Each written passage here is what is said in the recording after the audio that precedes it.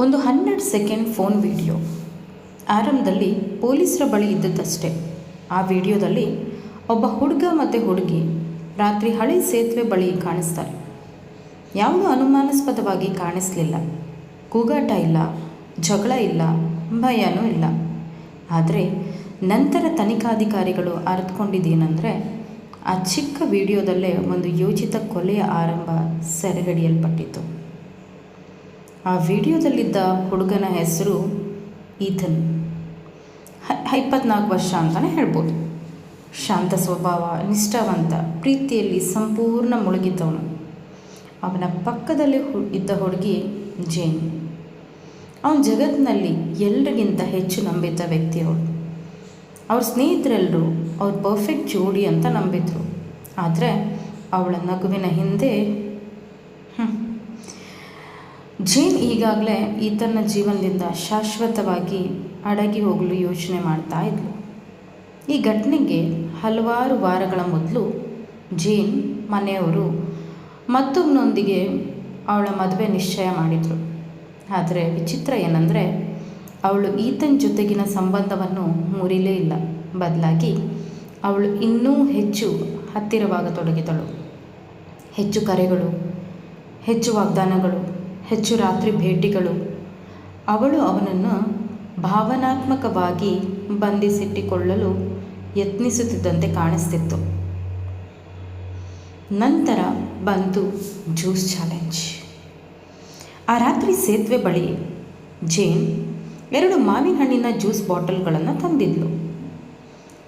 ಈತನ್ ಮಜಾಕಾಗಿ video record ಮಾಡಲು ಪ್ರಾರಂಭಿಸಿದ.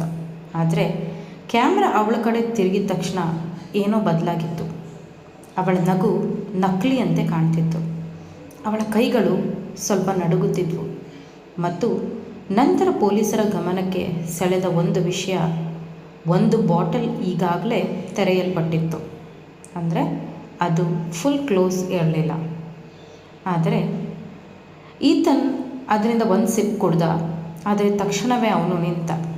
ಏನೋ ವಿಚಿತ್ರ ರುಚಿ. ಒಂದು ಕ್ಷಣಕ್ಕೆ ಜೇನ್ ಸ್ತಬ್ಧಳಾದ್ಲು.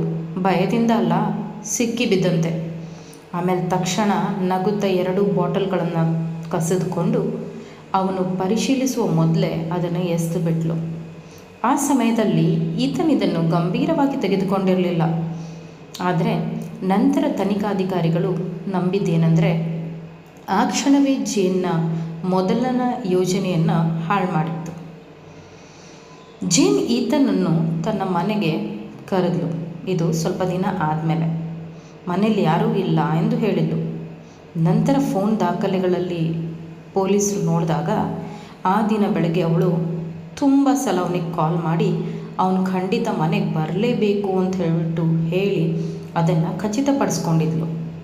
ಈತನ ಮನೆಗೆ ಬಂದಾಗ ಜೇನ್ ಅವನಿಗೆ ಮನೆಯಲ್ಲೇ ಮಾಡಿರುವಂಥ ಒಂದು ಹರ್ಬಲ್ ಡ್ರಿಂಕ್ ನೀಡಿದ್ಲು. ಅಂದರೆ ಒಂದು ಕಷಾಯನೇ ಅಂತ ಹೇಳ್ಬೋದು. ಈ ಬಾರಿ ಅವನು ಅದನ್ನು ಕುಡಿದ.